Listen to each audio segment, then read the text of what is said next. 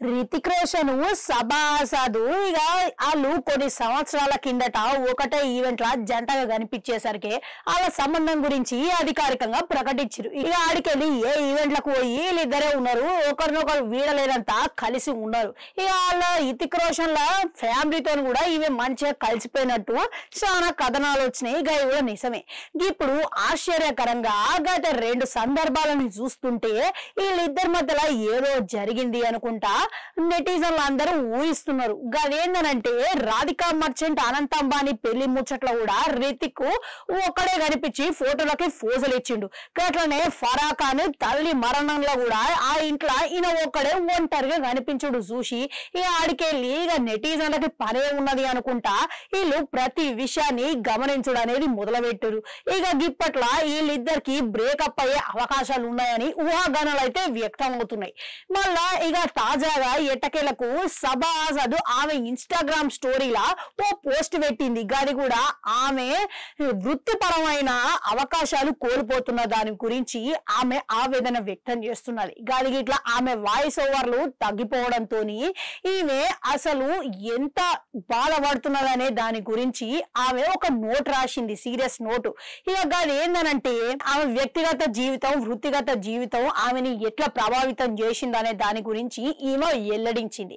ఇక నోటు చూస్తే ఎట్లున్నదనంటే, సరే మీరు ఏం సూచిస్తున్నారు, మీ జీవితంలో ఎక్కడున్నానో అక్కడనే ఉండాలా, నేను వివో లాంటి ఉద్యోగాలు చేస్తానని ఇక ఆయన ఊహించలేదు. ఇప్పుడు ఒక విజయవంతమైన మంచి స్త్రీతో సంబంధంలో ఉన్నప్పుడు ఇక వాళ్ళు ఒంటరిగా టేబుల్ మీద ఆహారం సమకూర్చకూడదా, ఎట్లాంటి చీకటి యుగంలో మనం బతుకుతున్నాం ఇది నిజంగా అనుకుంటా ఆమె ప్రశ్నిస్తున్నది. ఇక అంతేకాదు ఇక ఆమె బిల్లు ఆమె ఇంటి అద్దెలు ఇవన్నీ ఆమె కట్టుకోవాల్సిన పని లేదా, అందరి మీద ఆధారపడాల్సి ఉంటుందా, ఇక ఆమె ఏం చేసిందో అని దానికి వరకు ఆ మటుకు సరిపెట్టుకొని గర్వపడి ఇక మిగతాదంతా పక్కనోళ్ళ మీద వదిలేయాలా, అసలు ఇదే ఊహ అని ఆమె ప్రశ్నించింది. ఇద్దరు బలమైన స్వతంత్రమైన వ్యక్తులు కలిసి ఉన్నప్పుడు వాళ్ళ వృత్తిగత జీవితాన్ని గట్లనే పర్సనల్ వ్యక్తిగత జీవితాన్ని కూడా వదులుకోవాలని ఇష్టపడరు. గట్లనే వాళ్ళకు ఉన్న బలం స్వేచ్ఛ ఇవన్నీ తోడ్పడాలని కోరుకుంటారు. గట్లనే నేను కూడా అనుకున్నా, కానీ ఒకరు అజ్ఞానం గురించి తెలుస్తుంటే నాకు చాలా బాధ ఉన్నది. గది కూడా ఎటువంటి అజ్ఞానం అంటే అహంకారంతో ఊడిన అజ్ఞానం చూస్తుంటే నాకు చాలా బాధను కలిగిస్తున్నది.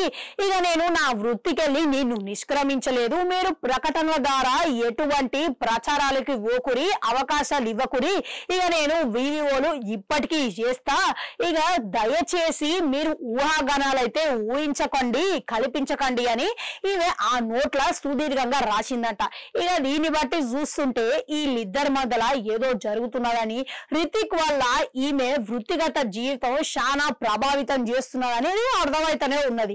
ఇక దీంతో నెటిజన్లు కూడా వాళ్ళ ఊహలని మొదలైనవి కాబట్టి వీళ్ళిద్దరికి కూడా తొందరలోనే బ్రేకప్ అయ్యే అవకాశాలు ఉన్నాయని అందరూ ఊహిస్తున్నారు.